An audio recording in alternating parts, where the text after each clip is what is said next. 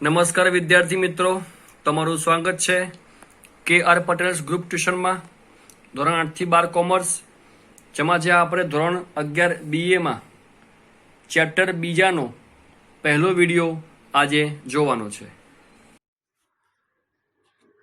પ્રકરણ 2 નું નામ છે ધંધાકીય સેવાઓ, ભાગ 1. આપણે અગાઉ જોયું કે વાણિજ્ય એટલે શું, તો કે વેપાર વત્તા વેપારને સહાયક સેવાઓ. એટલે માત્ર બિઝનેસ કરો છો એ તો વેપાર છે, પણ તમે અમુક સેવાનો લાભ લો છો, એને સહાયક સેવાઓ, જે તમને મદદરૂપ થાય છે, હેલ્પફુલ બને છે, એને કહેવાશે વાણિજ્ય. એટલે કે વાણિજ્ય એટલે કોમર્સની અંદર માત્ર વેપાર નહીં, જેટલી પણ સહાયક સેવાઓ હોય એ બધાનો સમાવેશ થઈ જાય છે. અને આ સહાયક સેવાઓ જરૂરી છે. નામ જ છે સહાયક સેવા. જે સહાય કરે, મદદ કરે, એને કહેવાશે સહાયક સેવાઓ. અને આ સેવાઓ વગર વેપાર અઘરો બની જાય છે. અને વેપારને સરળ બનાવવો હોય, વિસ્તૃત કરવો હોય, ફેલાવવો હોય, પ્રગતિ કરવી હોય, તો આ સેવા અત્યંત જરૂરી બની રહે છે. તો આપણે આ ચેપ્ટરમાં વિવિધ સેવાઓનો અભ્યાસ કરીશું, જેમાં મુખ્ય છે ઇન્સ્યોરન્સ એટલે કે વીમો. આપણે જોયું કે સહાયક સેવાઓમાં બેન્કિંગ, વીમો, ટપાલ, વાહન વ્યવહાર, વખાર, આવી ઘણી બધી સહાયક સેવાઓનો સમાવેશ થાય છે, જેને કારણે આપણો વેપાર સરળ બને છે અને સારો વિસ્તૃત પણ થાય છે. તો અહીં વાત કરીએ આપણે ઇન્સ્યોરન્સ એટલે કે વીમાની. તો વીમો એટલે શું? તો આપણે જોયું કે ચેપ્ટર 1માં જોયું કે ધંધાકીય જોખમો કેટલા બધા છે. અને મેં કહ્યું હતું કે એવું કોઈ પણ બિઝનેસ નથી કે જ્યાં જોખમ ના હોય. દરેક વેપારમાં કેટલાય પ્રકારના જોખમો હોય. હવે આવા જોખમો થયા કરે, નફો ઓછો હોય અને જોખમ મોટું હોય, તો આપણો વેપાર ચાલે કઈ રીતના? તો આવા જોખમો, અને એ જોખમો અનિશ્ચિત છે, આવે પણ ખરા, ન પણ આવે. એટલે કોઈ કશું જાણતું નથી કે કયા વર્ષે જોખમ કેટલું આવશે.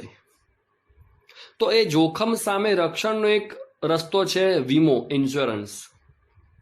સમજો કે તમે દુકાનનો વીમો ઉતરાવ્યો હોય અને કોઈ પણ કારણસર એ દુકાનમાં આગ લાગે કે દુકાન પડી ભાંગે કોઈ પણ કારણસર, તો એ ઇન્સ્યોરન્સવાળા જે નુકસાન થયું હોય એ તમને આપી દેશે. તો આમાં કઈ રીતનું હોય? સમજો કે જે વેપારીએ દુકાનનો વીમો ઉતરાવ્યો છે, અથવા જેટલો પણ એનો માલ સામાન છે એ ટ્રકમાં હેરફેર થાય છે, અમદાવાદથી મહારાષ્ટ્રમાં છેક જાય છે માની લો, તો આ જોખમ છે. અકસ્માત ગમે ત્યારે થઈ શકે છે, અને જો અકસ્માત થાય તો એમાં જેટલી પણ વસ્તુઓ હોય નાશ પામે તો નુકસાન મોટું સહન કરવું પડે. તો માનો કે વેપારીએ અકસ્માત વીમો ઉતરાવ્યો છે, અકસ્માત વીમો. હવે એમાં કેવું હોય કે એ વેપારીએ એ ઇન્સ્યોરન્સ કંપનીને અમુક પ્રીમિયમ, જેને પૈસા કહેવાય, એ આપવાના હોય છે. તમે ડૉક્ટર કે શિક્ષકને પૈસા આપો એ ફી કહેવાય, વેપારીને આપો એ વેચાણ કિંમત કહેવાય, તમારી ખરીદ કિંમત કહેવાય. એમ તમે ઇન્સ્યોરન્સ કંપનીને જે પૈસા આપો એને પ્રીમિયમ કહેવાય. તો એ વેપારીએ, અકસ્માત વીમો ઉતરાવનાર વેપારીએ એ વીમા કંપનીને અમુક પૈસા આપવાના હોય, એને કહેવાશે પ્રીમિયમ. એ વાર્ષિક પ્રીમિયમ હોય, વર્ષે એકવાર ભરવાનું હોય. હવે માનો કે પ્રીમિયમ છે 6,000નું, અને માનો કે પહેલા વર્ષે નુકસાન થયું નથી, કોઈ અકસ્માત નથી થયો, તો હવે એ પૈસા બની ગયા એ ઇન્સ્યોરન્સ કંપનીના. એ પૈસા પાછા મળતા નથી. બીજા વર્ષે ફરીથી એ ઇન્સ્યોરન્સની રકમ ફરીથી આપવાની, જે હોય 6,000, 6,500, જેવો વીમો એવી એ આપવાની હોય. 2 વર્ષ થયા, 3 વર્ષ થયા, અકસ્માત થયો નથી, છતાં પણ આ પ્રીમિયમ ભરે છે. કેમ? કારણ કે અકસ્માત થાય તો નુકસાન મોટું આવશે, એટલે સલામતી માટે એ કંપનીને એ પ્રીમિયમ ભરે છે. માનો કે 5મા વર્ષે અકસ્માત થયો અને 90,000નો માલ નાશ પામ્યો, તો વીમા કંપની એ 90,000 નુકસાન આ વ્યક્તિને ભરપાઈ કરી આપશે. આ રીતની સિસ્ટમ ઇન્સ્યોરન્સમાં હોય છે. આ મેં તમને સામાન્ય માહિતી આપી છે. એક ખાલી ઓળખાણ આપી કે ઇન્સ્યોરન્સ એટલે શું, વીમો સલામત કેમ કહેવાય. તો જ્યારે પણ કોઈ પણ નુકસાન થાય છે એ નુકસાનનો વીમો ઉતરાવ્યો હોય તો એ નુકસાન ભરપાઈ એ કંપની કરી આપતી હોવાથી આપણને ધંધામાં સલામતી રહે છે. હવે એ વ્યક્તિએ સમજો કે 6,000નું ઇન્સ્યોરન્સ 5 વર્ષ સુધી ભર્યું તો પણ થયા 30,000 અને નુકસાન થયું ડાયરેક્ટ 90,000નું. તો એને લાભદાયી નીકળ્યું અને એને પ્રીમિયમ ભરવાનું બંધ કરી દીધું હોત તો, ઇન્સ્યોરન્સ બંધ કર્યો હોત તો નુકસાન બહુ મોટું સહન કરવું પડ્યું હોત. આવી ઘણા બધા પ્રકારના નુકસાન જોખમો જે ધંધામાં આવવાના છે એના ઉપર વીમો ઉતરાવી શકાય છે. તો આ પાઠમાં આપણે ભણીશું કે 2 પક્ષકાર હોય છે, એક વીમો ઉતરાવનાર અને એક વીમો આપનાર. આ વેપારી વીમો ઉતરાવનાર કહેવાય અને કંપની જે છે એ વીમો આપનાર કહેવાય. આ બંને વચ્ચે લેખિતમાં કરાર હોય. આપણા કોમર્સમાં દરેક વસ્તુ લેખિતમાં હોવી જરૂરી છે. મૌખિકમાં ભરોસા પાત્ર નથી. કાલે ફરી જાય હું કેવું બોલ્યો તો, આપણે ક્યાંય આવી વાત જ થઈ છે એવું થાય. એટલે આપણે કોમર્સમાં દરેક વસ્તુ લેખિતમાં હોવી જરૂરી છે અને કહેવાશે પોલિસી. જે બંને પક્ષકાર વચ્ચે જે પેલા ભાઈએ પૈસા આપ્યા પ્રીમિયમના, પેલા ભાઈએ બદલામાં સ્વીકાર્યું કે હા ભાઈ તમે અમારી કંપનીનો વીમો લીધો છે, તો એની સાબિતી રૂપે જેમ તમે કોઈ પણ જગ્યાએ ફી ભરો છો તમને રિસિપ્ટ આપે છે સાબિતી કે તમે પૈસા ફી ભરી છે, એમ આ વીમા કંપની તમને સાબિતી રૂપે આપશે એક પોલિસી, કરારનામું કહેવાય જેને. તો એ સાબિત થાય કે તમે એને પૈસા આપ્યા છે અને તમે એ કંપનીની પોલિસી ખરીદી છે અને હવે નુકસાન થાય તો એ ભરપાઈ પાત્ર એ કંપની રહેશે. આ વાત થઈ સામાન્ય અર્થની. તો નુકસાન વળતર એ મુખ્ય હેતુ છે, નુકસાન વળતર. હવે આમાં અમુક સિદ્ધાંતો હોય છે, અમુક નિયમો હોય છે. સિદ્ધાંત પહેલો એ છે સંપૂર્ણ ભરોસાનો સિદ્ધાંત. ભરોસો, વિશ્વાસ, ટ્રસ્ટ. વીમો ઉતરાવનાર વ્યક્તિએ વીમો લેનાર એટલે કે વીમો આપનાર જે કંપની જે છે એને બધી જ માહિતી આપવી પડે. એ કયો વેપાર કરે છે, કઈ વસ્તુઓ વેચે છે, એ કયા માર્ગથી વસ્તુઓ પહોંચાડે છે, એ બધી જ માહિતી એને આપવી પડે. જો એ માહિતી અધૂરી આપશે તો વીમા કંપની એને પૈસા આપવા બંધાયેલી નથી.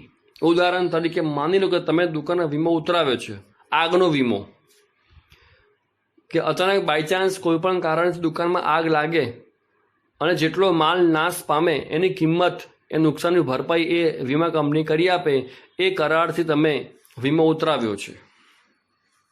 પણ તમારી બાજુમાં જ દારૂખાનું બનાવવાની ફેક્ટરી છે એ વાત તમે છુપાવી હોય, અથવા તો તમે વીમા કંપનીને કહેવાનું ભૂલી ગયા છો, કારણ કે આ મોટું જોખમ છે. બાજુમાં દારૂખાનું બનતું હોય તો ગમે ત્યારે પણ આગ ફાટી નીકળે ત્યાં, તો એ આગ આપણી દુકાનમાં આવવાની જ છે. તો ઇન્સ્યોરન્સ કંપનીને આ વાત તમે ન કરી હોય અને ઇનકેસ એ દારૂખાના ફેક્ટરીમાં આગ લાગે અને એના કારણે તમારા દુકાનમાં આગ લાગે તો પણ વીમા કંપની તમને નુકસાન નહીં આપે, નુકસાન ભરપાઈ નહીં કરી આપે, કારણ કે તમે ભરોસો તોડ્યો છે, તમે બધી માહિતી નથી આપી. માનો કે તમે અકસ્માત વીમો ઉતરાવ્યો છે પણ તમારો ટ્રક જાય છે હિમાચલ પ્રદેશમાં કે જ્યાં પહાડીઓ છે, ખીણ છે, રસ્તા સાંકડા છે, અને તમે એ વસ્તુ નથી મેન્શન કરી કે તમે કયા રસ્તેથી વાહન વ્યવહાર કરો છો. ત્યાં તો અકસ્માત જલ્દી થઈ જાય, અકસ્માત થવાની સંભાવના ત્યાં વધારે છે, અને તમે એ વાત છુપાવી હોય ત્યાં અકસ્માત થાય, પછી વીમા કંપની ત્યાં તપાસ માટે જાય અને આ વાતનો ઉલ્લેખ જો કરારમાં ન હોય તો તમને એ પૈસા નહીં આપે. ટૂંકમાં તમે જે વસ્તુ માટે વીમો લો છો એમાં કયા કયા જોખમ રહેલા છે એ બધી હકીકત તમારે સંપૂર્ણ જણાવવી પડે, એ સિવાય તમને નુકસાન ભરપાઈ થશે નહીં. તો આ કહેવાશે સંપૂર્ણ ભરોસાનો સિદ્ધાંત. બીજો છે નુકસાન વળતરનો સિદ્ધાંત. એટલે કે આપણો હેતુ જે છે ને એ નુકસાન વળતરનો હોવો જોઈએ, નહીં કે નફાનો હોવો જોઈએ. સમજાવું. માનો કે આપણે દુકાનનો વીમો 5 લાખનો ઉતરાવ્યો છે. દુકાનમાં કંઈક નુકસાન થયું, આગ લાગી, શોર્ટ સર્કિટ થઈ, કે કોઈનું પેલું પૂર આવ્યું ને પાણી ભરી ગયું, કોઈ પણ કારણથી સમજો કે દુકાનમાં નુકસાન થયું છે. પણ ઇન્સ્યોરન્સ ઉતરાવે છે 5 લાખનો, એટલે કે આપણને 5 લાખ સુધી નુકસાન થાય તો કંપની ભરપાઈ કરી આપશે. નુકસાન થયું માત્ર 3 લાખનું તો આપણને કંપની કંઈ પૂરા 5 લાખ નહીં આપી દે, કારણ કે આપણો ઉદ્દેશ નફો કરવાનો નથી. આપણો ઉદ્દેશ છે નુકસાન ભરપાઈ કરવાનો. આપણે નુકસાનથી બચવા માટે, સલામત રહેવા માટે વીમો ઉતરાવીએ છીએ, તો કંપની આપણને માત્ર 3 લાખ રૂપિયા આપવા બંધાયેલી છે. ભલે વીમો 5 લાખનો હોય છતાં પણ નુકસાન જેટલું થાય એટલા જ પૈસા ભરી આપવા કંપની બંધાયેલી છે. એટલે સિદ્ધાંત છે નુકસાન વળતરનો સિદ્ધાંત. સમજો કે દુકાનનો વીમો 5 લાખનો ઉતરાવ્યો છે, નુકસાન થયું 7 લાખનું, તો પણ કંપની તમને ખાલી 5 લાખ આપવા બંધાય છે, કે ઇન્સ્યોરન્સ માત્ર 5 લાખ સુધીનો જ છે. એ ઉપર કંઈ નુકસાન થાય તો એ ભરપાઈ વેપારીએ પોતે કરવાની હોય છે, નુકસાન પોતે ભોગવવાનું હોય છે. તો વીમા કંપનીમાં કોઈ દિવસ નફો કરવાનો ઉદ્દેશ નથી હોતો. તમને જે નુકસાન થાય છે એની ભરપાઈનો જ ઉદ્દેશ હોવાથી તમે જેટલો વીમો ઉતરાવો છો ત્યાં સુધી નુકસાન થાય તો એ કંપની ભરપાઈ કરી આપશે, એનાથી વધુ થાય તો એ નહીં કરી આપે. ત્રીજું છે વીમા યોગ્ય હિતનો સિદ્ધાંત. હિત એટલે ભલું. તમે જે વસ્તુનો વીમો ઉતરાવો છો એમાં તમારું હિત હોવું જોઈએ, તમારું ભલું હોવું જોઈએ. જેમ કે આપ દુકાનના માલિક છો અને આ દુકાનનો વીમો ઉતરાવો તો એમાં તમારું હિત છે કે દુકાન નુકસાન થાય તો તમારે ભોગવવું પડશે. પણ તમે દુકાન રાખી હોય ભાડે તો તમે દુકાનનો વીમો ન ઉતરાવી શકો, કારણ કે દુકાન તૂટી જાય તો તમારે કેમ નુકસાન છે? એ તમારી વસ્તુ જ ક્યાં છે? તમારું હિત જેમાં હોય, તમને લાગતું વળગતું હોય એ તમારે વીમો લઈ શકાય. તમે બાજુવાળાની કારનો વીમો ન લઈ શકો, કારણ કે નુકસાન કારને થાય તો તમારે ક્યાં લાગતા વળગતા છે? એ બધું હિત એમનું છે, એમાં તમારું હિત નથી, નુકસાન તમારું નથી. અને જો એવું હોત તો જેટલા પણ આપણી આસપાસ જે વાહન વ્યવહારમાં હાઈવે ઉપર જાય છે બધાના વીમો આપણે ઉતરાવી લઈએ અને એનું એક્સિડન્ટ થાય તો પૈસા સીધા આપણને મળી જાય, તો બિઝનેસ થઈ ગયો. પણ વીમો એ મેં વાત કરી એમ નુકસાન વળતર માટે છે, નફા માટે નથી. એટલે જે વસ્તુમાં તમારું હિત હોય, જે વસ્તુ નુકસાન થવાથી તમને લાગતું વળગતું હોય, તમે એ વસ્તુનો વીમો ઉતરાવી શકો છો. તમારી જે વસ્તુની માલિકી જ નથી તમે એનો વીમો ઉતરાવી શકતા નથી, કારણ કે આમાં નુકસાન વળતરનો જ મુખ્ય હેતુ છે. એટલા માટે ચોથું છે હક બદલાનો સિદ્ધાંત. હવે આ સિદ્ધાંત ખાસ સમજજો. દર વખતે આ પ્રશ્ન હું મારા વિદ્યાર્થીઓને ક્લાસરૂમમાં પૂછતો હોઉં છું, પણ હવે આ વર્ષે તો ક્લાસરૂમમાં મળવું શક્ય નથી હાલ પ્રત્યક્ષ રૂપે, તો હું તમને આ રીતે પ્રશ્ન પૂછી લઉં છું કે હક બદલાનો સિદ્ધાંત આપણું એકાઉન્ટ અને આપણું BA એ એક મુદ્દામાં અલગ પડે છે. આ સિદ્ધાંત એવું કહે છે કે માની લો કે તમે કાર ઇન્સ્યોરન્સ ઉતરાવ્યો છે અને અકસ્માત થયો, કાર સંપૂર્ણ નાશ પામી અને એના પૈસા વીમા કંપની આપણને આપી પણ દીધા. તો હવે જે કારનો જે ભંગાર પડ્યો છે, જે તૂટલી ફૂટલી કાર જેને કાટમાળ કહેવાય એ પડ્યો છે, એની ઉપર હવે આપણો હક નથી રહેતો, વીમા કંપનીનો હક બની જાય છે. તો એ ભંગાર વેચતે જે પૈસા જે આવશે એ પૈસા ઉપર હવે આપણો હક નથી. એ હક કોનો છે? વીમા કંપનીનો. લખ્યું છે હક બદલો, એટલે કે હવે હક બદલાઈ જાય છે. તમે જે તે વસ્તુને વીમો ઉતરાવો છો એ વસ્તુ નાશ પામે છે, વીમા કંપની તમે પૈસા ચૂકવી આપે છે, તો હવે એ વસ્તુના ભંગાર ઉપર તમારો હક રહેતો નથી, એ હક બની જાય છે વીમા કંપની વાળાનો. પણ એકાઉન્ટ એવું કહે છે આપણને કે જો કોઈ માલ નાશ પામે અને વીમા કંપની પૈસા ચૂકવી આપે, પણ જે ભંગાર હોય છે એ વેચતા જે પૈસા આવે એ આપણા છે. તમે આમનોંધ ચેક કરજો, એકાઉન્ટમાં આપણે આમનોંધ આવશે, એમાં લખ્યું હશે કે 12,000નો માલ આગમાં નાશ પામ્યો, વીમા કંપનીએ 10,000 ચૂકવ્યા, બાકીના ભંગાર વેચતા ₹1,000 ઉપજ્યા, આવું લખ્યું હશે. તો આ મુદ્દાઓ ઉપર આપણું એકાઉન્ટ અને બી અલગ પડે છે. બી એમ કહે છે કે એ ભંગાર ઉપર વીમા કંપનીનો અધિકાર છે. એકાઉન્ટ એવું કહે છે કે એ ભંગાર ઉપર એ વેપારીનો અધિકાર છે.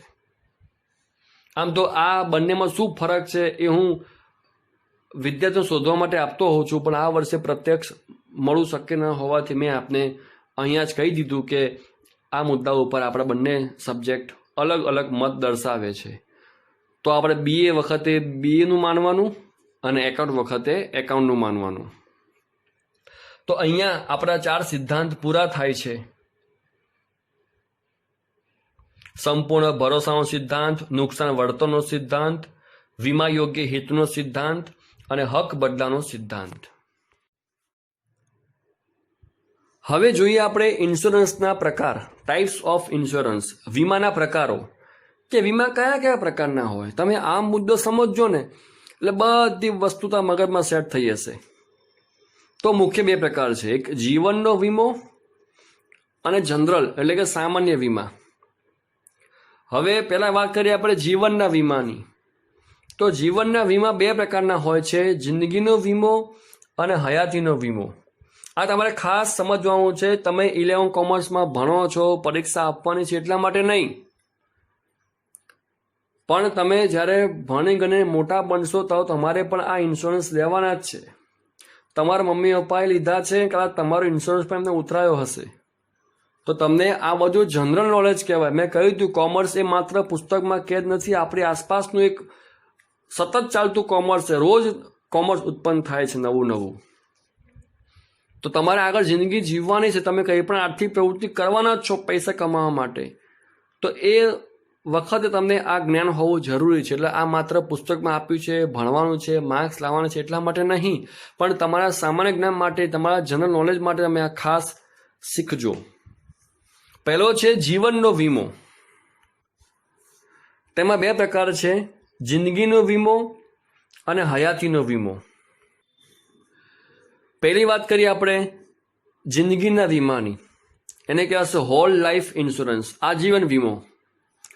માની લો કોઈ વ્યક્તિ છે, માનો કે એ વ્યક્તિએ વીમો ઉતરાવ્યો છે અને એ વીમો, આમ તો જિંદગી એ અમૂલ્ય છે, કિંમતી છે, એની કિંમત ના આંકી શકાય. જિંદગી અમૂલ્ય છે, છતાં એ વ્યક્તિએ 5 લાખ, 7 લાખ, 2 લાખ એવી કોઈ પણ એમાઉન્ટ પસંદ કરીને વીમો ઉતરાવ્યો છે. તમે જેટલી એમાઉન્ટનો વીમો પસંદ કરો છો એના આધારે તમારું જે હોય પ્રીમિયમ એ નક્કી થાય છે. માનો તમે ઉતરાવ્યો છે વીમો 2 લાખનો, તો તમારે દર વર્ષે અમુક એમાઉન્ટ હોય, 4,000 કે 3500 કે 4500, જે તે કંપનીની પોલિસી અલગ અલગ હોય છે.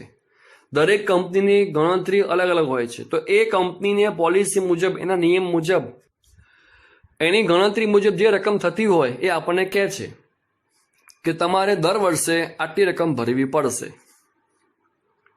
હવે જ્યાં સુધી એ વ્યક્તિ જીવશે એ રકમ ભરતો રહેશે, એને કહેવાશે પ્રીમિયમ. તો એ જિંદગીનો વીમો 2 લાખનો, 5 લાખ, 7 લાખ, 10 લાખ, 50 લાખ, મેં કહ્યું એમ એ વ્યક્તિ જે પસંદ કરે એ મુજબ પ્રીમિયમ વધે. વીમો 2 લાખનો હોય તો પ્રીમિયમ 5,000 હોય, વીમો 5 લાખનો હોય તો પ્રીમિયમ 7,000 હોય, વીમો 50 લાખનો હોય તો પ્રીમિયમ 15,000 પણ હોય. એ જેટલી એમાઉન્ટ પસંદ કરી હોય એ મુજબ પ્રીમિયમ ભરવાનું હોય. તો જિંદગીના વીમામાં જ્યાં સુધી એ વ્યક્તિ જીવશે એ પ્રીમિયમ ભરતો રહેશે, અને જ્યારે એ વ્યક્તિ મૃત્યુ પામશે તો જેટલોનો વીમો હશે, 5 લાખ, 10 લાખ, 15 લાખ, જેટલો વીમો હશે એ બધી રકમ એના વારસદાર જે હશે એને મળી જશે. તો વીમા ઉતરાવતી વખતે કરારની અંદર એના મૃત્યુ પછી પૈસા કોને મળવા જોઈએ એનું નામ ચોક્કસ લખાવે, એને કહેવાશે નોમિનીઝ નેમ, વારસદારનું નામ. એ તો બેંકમાં એકાઉન્ટ ખોલવાનું ત્યારે પણ લખાવવું પડે છે. માનો કોઈ વ્યક્તિએ બેંકમાં એકાઉન્ટ ખોલાવ્યું અને એને પૈસા બેંકમાં પડ્યા છે, હવે એની સહી વગર એ પૈસા કોઈને મળે નહીં અને એ વ્યક્તિ અચાનક ગુજરી જાય છે, તો હવે એના પૈસા મળે કોને? એની સહી વગર પૈસા મળે નહીં. તો એટલા માટે ખાતું ખોલ્યા પહેલાં જ એ ફોર્મ ભરતી વખતે હોય છે વારસદારનું નામ લખવાનું હોય છે કે એના ગયા પછી એ રકમ એના વારસદાર જે હોય એને આપી દેવી, એને કહેવાશે નોમિનીઝ નેમ. તો અહીંયા પણ એ વ્યક્તિએ વીમો ઉતરાવતી વખત લખ્યું હશે વારસદારનું નામ, તો એ કંપનીનો એજન્ટ જે હશે એ એના મૃત્યુ પછી એના ઘરે જઈને એ જે તે વ્યક્તિની ઓળખાણ કરશે, એનું આઈ કાર્ડ ચેક કરીને એ રકમ એને આપી દેશે. એને કહેવાશે જિંદગીનો વીમો. હવે માની લો કે વીમો ઉતરાવ્યો છે 10 લાખનો અને ઇન્સ્યોરન્સ છે મહિને 5,000, વાર્ષિક 5,000. 10 વર્ષ સુધી એને ઇન્સ્યોરન્સ ભર્યું, એટલે કે 10 × 5 થયા 50,000 ઇન્સ્યોરન્સ ભર્યું છે અત્યાર સુધીમાં, પ્રીમિયમ ભર્યું છે, અને એ વ્યક્તિ મૃત્યુ પામે છે, છતાં પણ એને ભર્યા છે 50,000, પણ ઇન્સ્યોરન્સ હતો 10 લાખનો, તો એ વ્યક્તિના વારસદારને મળશે 10 લાખ. તો એને કેટલા પૈસા ભર્યા છે એ વસ્તુ ઇમ્પોર્ટન્ટ નથી, કારણ કે આ તો જીવન છે, એ ક્યાં નક્કી હોય કેટલું જીવશે. એવું બને કે વીમો ઉતરાવ્યો અને 2 વર્ષમાં જ એ વ્યક્તિ મૃત્યુ પામે કોઈ પણ કારણથી, તો પણ જે રકમ નક્કી થઈ હોય એ રકમ કંપનીએ આપવી પડે. તો પ્રીમિયમ કેટલું ભરાયું છે એ વસ્તુ નથી અગત્યની, જ્યાં સુધી એ જીવશે એ પ્રીમિયમ ભરશે, પણ વીમો જેટલી રકમનો હોય એટલા પૈસાના વારસદારને મળે એ વસ્તુ નક્કી છે. આને કહેવાશે જિંદગીનો વીમો. જિંદગીના વીમામાં કોઈ દિવસ વીમો ઉતરાવનારને પૈસા મળતા નથી, કારણ કે જ્યાં સુધી એ જીવશે ને પ્રીમિયમ ભરવાનું જ હોય છે. એના મૃત્યુ પછી જ એના વારસદારને પૈસા મળે છે. તો આ સગવડ હોય છે એ વ્યક્તિનું આયોજન કે મારા ગયા પછી પરિવારનું શું થશે, તો એ પરિવારના સભ્યો માટે આવો વીમો ઉતરાવતા હોય છે કે એમના ગયા પછી એમને આર્થિક સહાય પરિવારને મળી રહે, એ માટે આ લાઈફ ઇન્સ્યોરન્સ કહેવાય ને જિંદગીનો વીમો એ ઉતરાવવાનો હોય છે, કે જેમાં હંમેશા પૈસા વારસદારને જ મળે છે. વીમો ઉતરાવવાને કદી પૈસા મળતા નથી, કારણ કે જ્યાં સુધી એ જીવશે એ વીમો ચાલતો રહે છે. બીજો છે હયાતીનો વીમો. હવે ખાસ સમજો, જિંદગીનો વીમો અને હયાતીનો વીમો આમાં શું ફરક છે.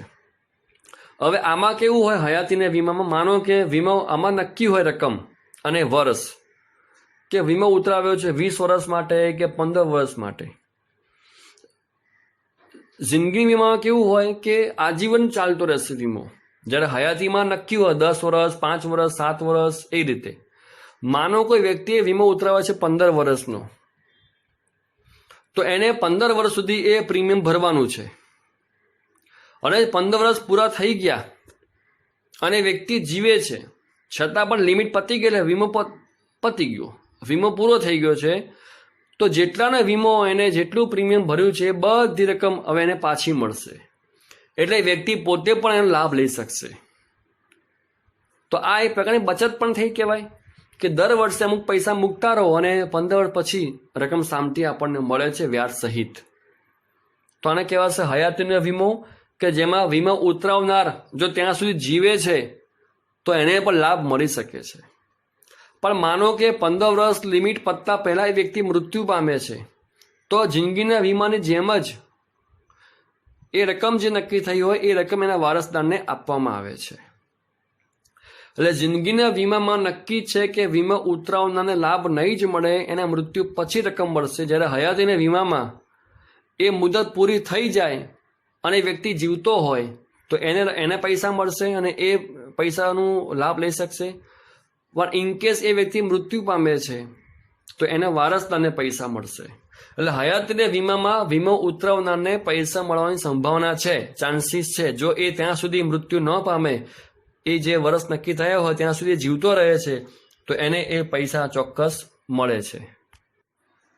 તો આ હતા જીવનના વીમા, જેમાં તો જિંદગીનો વીમો અને હયાતીનો વીમો. હવે છે સામાન્ય વીમા, જેમાં 3 પ્રકાર છે: માલ હેરફેરનો વીમો, આગનો વીમો અને અન્ય વીમા. તો પહેલાં વાત કરીએ આપણે માલ હેરફેરનો વીમો. હવે સીધી વસ્તુ છે કે માલની હેરફેર થાય 3 પ્રકારે: જમીન માર્ગે, હવાઈ માર્ગે અને દરિયાઈ માર્ગે. આ 3 માર્ગમાં અકસ્માત થાય એવા સમાચાર આપણે સાંભળ્યા છે. તો આ 3 માર્ગમાં અકસ્માતની સંભાવના છે, જોખમ તો છે જ. તો પહેલાં વાત કરીએ દરિયાઈ વીમાની. દરિયાઈ માર્ગે માલ મોકલવું બહુ સસ્તું છે, પણ વિલંબકારી છે, કારણ કે અમુક મહિનાઓ પછી એ માલ બીજા સ્થળે પહોંચે છે. આપણે જોયું કે પહેલાના જમાનામાં દરિયાઈ માર્ગે વેપાર થતો હતો, તો લોર્ડ્સ ઓફ લંડન નામની સંસ્થાએ આ દરિયાઈ વીમાની શરૂઆત કરેલી અને આ સંસ્થાએ 325 વર્ષથી પણ વધારે સમયથી પોતાની વિશ્વસનીયતા જાળવી રાખી છે. તો દરિયામાં જે માલ જાય છે જહાજમાં, એમાં અકસ્માત થાય અને જહાજ ડૂબી જાય અને માલ જો નુકસાન પામે તો આ કંપની એ પૈસા ચૂકવી આપે છે. બીજું છે હવાઈ વીમો. તો દરિયા વીમો સસ્તો છે, પણ જ્યારે હવાઈ વીમો બહુ મોંઘો છે, કારણ કે એમાં ઝડપી માલ પહોંચે છે પણ એ મોંઘા ભાવે પહોંચે છે. સીધી વસ્તુ છે કે વાહનની ટિકિટ કરતાં વીમાની ટિકિટ મોંઘી હોય, પણ એમાં ફરક એટલો છે કે વાહનમાં તમે ભારે માલ સામાનની હેરફેર કરી શકો છો, જ્યારે વિમાનમાં તમારે અમુક વજનથી વધુ વજન ન આપી શકો, એટલે કે ઓછા વજનની વસ્તુની હેરફેર તમે વિમાન દ્વારા કરી શકો છો. તો દરિયાઈ કરતાં અને માર્ગ કરતાં પણ જો મોંઘું પ્રીમિયમ હોય તો એ હવાઈ વીમામાં સૌથી મોંઘું પ્રીમિયમ જોવા મળે છે. ત્રીજું છે માર્ગ વીમો. હવે માર્ગ પણ બે પ્રકારના હોય. માર્ગ પાછા બે પ્રકારના હોય, રસ્તો અને રેલવે. બંને ચાલે ક્યાં? જમીન પર. તો રેલવે અને રસ્તો બંનેમાં જોખમ તો ઘણા બધા છે. એમાં એક જોખમ છે મુખ્ય પાછું ચોરી કે લૂંટફાટનું. અકસ્માતો થાય જ છે, પણ એ ઉપરાંત લૂંટફાટ કે ચોરી પણ થઈ શકે છે. તો આવા તમામ જોખમ સામે રક્ષણ મેળવવા માટે આપણે માર્ગ વીમો લઈએ છીએ. તો આ 3 પ્રકારે આપણે માલની હેરફેર કરીએ છીએ, દરિયાઈ, હવાઈ અને માર્ગ. આ ત્રણેયમાં જોખમ હોવાથી આપણે આ ત્રણેય સામે રક્ષણ મેળવવા માટે આપણે વીમો લઈએ છીએ. બીજું છે આગનો વીમો. આપણે અગાઉ વાત કરી એમ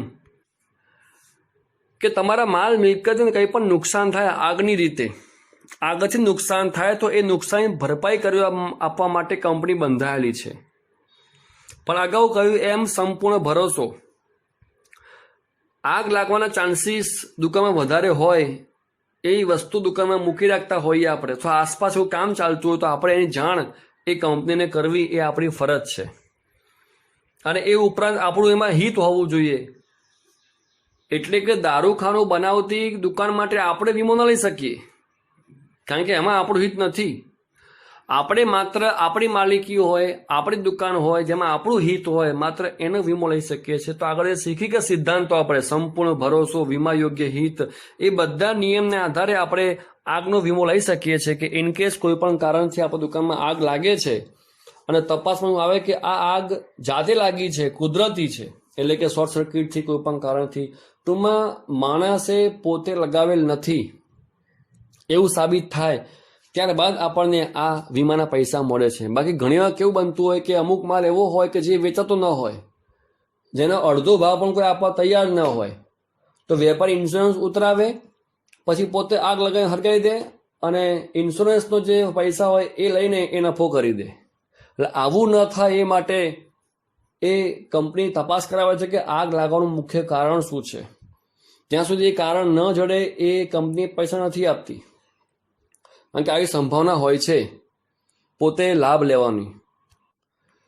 તો એટલા માટે એ આગ આવા કોઈ પણ કારણથી લાગી હોય, શોર્ટ સર્કિટથી, બીજા કોઈ કારણથી લાગી હોય, કે જે જાતે આગ લાગી છે એવું કોઈ કારણ સ્થાપિત આવે, ત્યારબાદ જ એ કંપની એ પૈસા ચૂકવે છે, નુકસાન ભરપાઈ કરી આપે છે.